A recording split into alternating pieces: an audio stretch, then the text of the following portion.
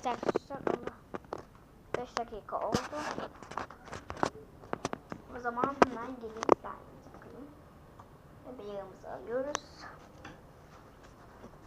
Kaşığımızı ve kabımızı alıyoruz. Hatta 6 dakika olmuş. Şuna bakıyorum. Yok, 6 dakika olmamış. Aldım. Şöyle bayağı bir güzel bir kıvamı var bunun şu an. Yani tam bir slime, biraz daha sert yani. Biraz daha yumuşak slime'da. Slime mı diyeyim arkadaşlar, ne diyeyim bilemiyorum. Yani slime, jel, karışık şimdi. Şöyle tüm buzları yapayım. Buz tutuyor işte nedense her zaman. Hızlı dondursun, yavaş dondursun. Her zaman böyle buz tutuyor. O yüzden işte ben buzları da şöyle topluyorum. Sonra slime için atıyorum. Şöyle bir kıvamı olmuş arkadaşlar. Tam kıvamını hiç bilmiyorum.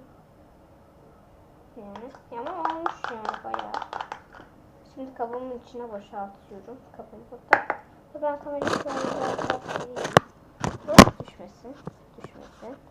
Kameramızın düşmemesi için vuruşuyoruz.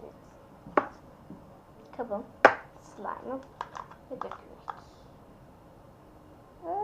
Çok tatlı ya. Arkadaşlar bilmiyorum. Arkadaşlar bir slime bu kadar mı tatlı olur? Bu kadar mı şirin olur yani? Şirin demem, ciddi değildi. Güzel yani.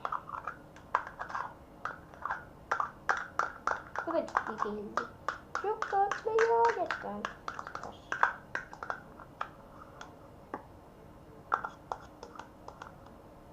Dökülmüyor ya. Gıcık oldum bak şu an.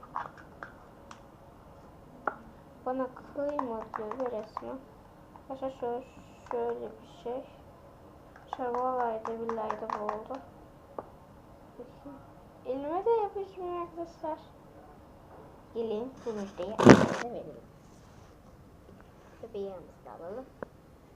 Hadi bakalım gidiyoruz.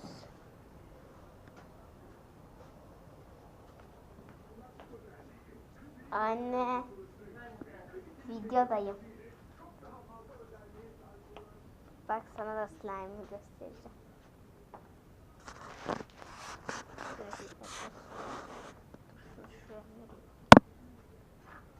Evet. Yağı getir ver kızım. Gel.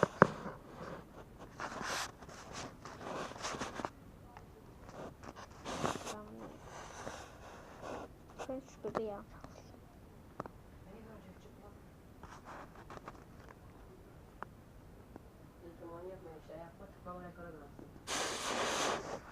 Evet arkadaşlar, bir dakika.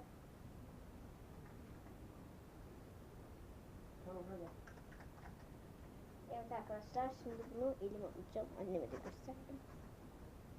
Yatağa basalım, yataktayım. Nasıl açıyor? İlgi ben geçeceğim, iğneden hazırlanman lazım.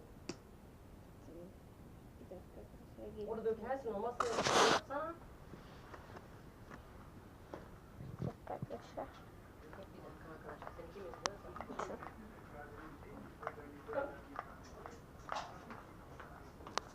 Dur, şuraya gireceğim. Evet, buraya gireceğim. Annem akşam görüyoruz ama tabii izleyemiyorum. Yani görüntülenme rekoruma bakarsam, yani rekor derken görüntülenmelere bakarsam yani, bakın arkadaşlar çok tatlı değil mi? Çok tatlı yani bence. Şimdi bu nasıl açılıyor? Açtım.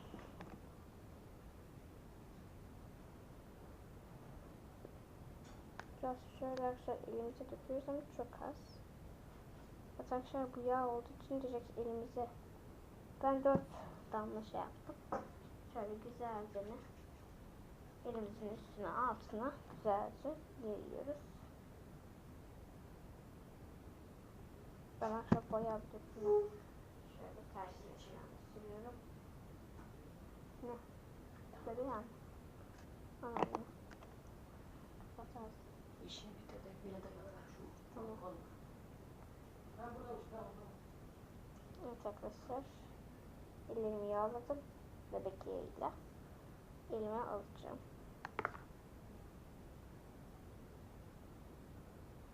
Elime yapışmıyor. Elime yapışırsa valla çok fena. Yani olur. Yani o kadar da büyük.